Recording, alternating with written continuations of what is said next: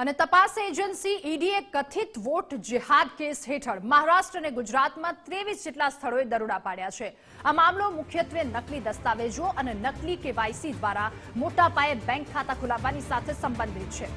ED સૂત્રોના જણાવ્યા અનુસાર આ દરોડા ખાસ કરીને નાણાકીય છેતરપિંડી અને મોટી સંખ્યામાં બેંક ખાતાઓ ગેરકાયદે ખોલવાના મામલામાં પાડવામાં આવી રહ્યા તેવો આક્ષેપ કરવામાં આવી રહ્યો છે।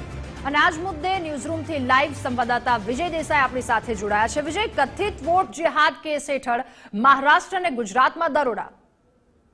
20 નવેમ્બરે મતદાન યોજાવાનું છે તે પહેલા ભારતીય જનતા પાર્ટીએ જે પ્રકારે આરોપ લગાવ્યો હતો કે મહાવિકાસ આઘાડીના નેતાઓ વોટ જેહાદ માટે મની લોન્ડરિંગ અને હવાલા રેકેટ ચલાવી રહ્યા હોવાનો જે આરોપ લાગ્યો હતો ને ત્યારબાદ છે જે એફઆઈઆર પણ દાખલ થઈ હતી।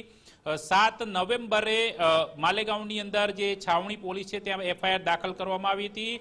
તેની અંદર ગઈકાલે 2 વ્યક્તિઓની ધરપકડ કરવામાં આવી છે, જેમાં મોહમ્મદ સિરાજ નામનો એક વ્યક્તિ મુખ્ય સૂત્રધાર જેને માનવામાં આવી રહ્યો છે।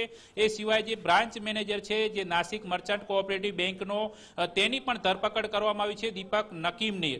એટલે આ 2 આરોપીઓની ધરપકડ પહેલા જે પ્રકારે આરોપ કરવામાં આવ્યો હતો કે 125 કરોડ રૂપિયા છે દેશના 7 રાજ્યોની 125 અલગ અલગ બેંકોમાંથી 127 જેટલી બ્રાન્ચોમાંથી મોકલવામાં આવેલા છે ને આ જે નાણાં છે તેનો વોટ જેહાદ માટે ઉપયોગ કરવામાં આવી રહ્યો છે અને તેને લઈને ઈડી પણ સક્રિય થઈ છે ને ઈડી દ્વારા ખાસ કરીને આજે મહારાષ્ટ્ર અને ગુજરાત કુલ મળીને 23 સ્થળોએ દરોડાની કાર્યવાહી ચાલી રહી છે, જેમાં અમદાવાદમાં 13 સ્થળે સર્ચ ઓપરેશન ચાલી રહ્યું છે, તો સુરતની અંદર પણ 3 જગ્યાએ ઈડીની ટીમ દ્વારા કાર્યવાહી કરવામાં આવી રહી છે, મુંબઈમાં 5 જગ્યાએ, માલેગાંવમાં 2 અને નાસિકની અંદર પણ ઈડીની ટીમ અત્યારે સર્ચ કરી રહી છે। કારણ કે આ પ્રકારે હવાલા રેકેટથી નાણાં એકઠા કરીને વોટ જેહાદના નામ પર જે રીતના જે મતદારોને પ્રભાવિત કરવા એ ઉપરાંત જે લોક પ્રતિનિધિત્વ અને લોકતાંત્રિક વ્યવસ્થાનું માળખું તોડી પાડવાનું જે ષડયંત્ર રચવું એ હેઠળ આ પ્રકારની કાર્યવાહી કરવામાં આવી છે। જો કે હજુ પુરાવા એકત્ર કરાયા બાદ છે આગળની તપાસ પણ હાથ ધરવામાં આવશે, પરંતુ ભાજપ નેતા કિરીટ સોમૈયાએ જે પ્રકારે દાવો કર્યો હતો એ પ્રકારે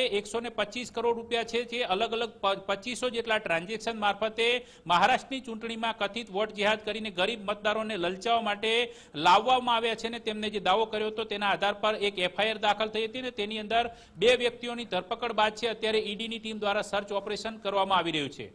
જી વિજય, આભાર આપનો તમામ વિગતો સાથે જોડાવા બદલ।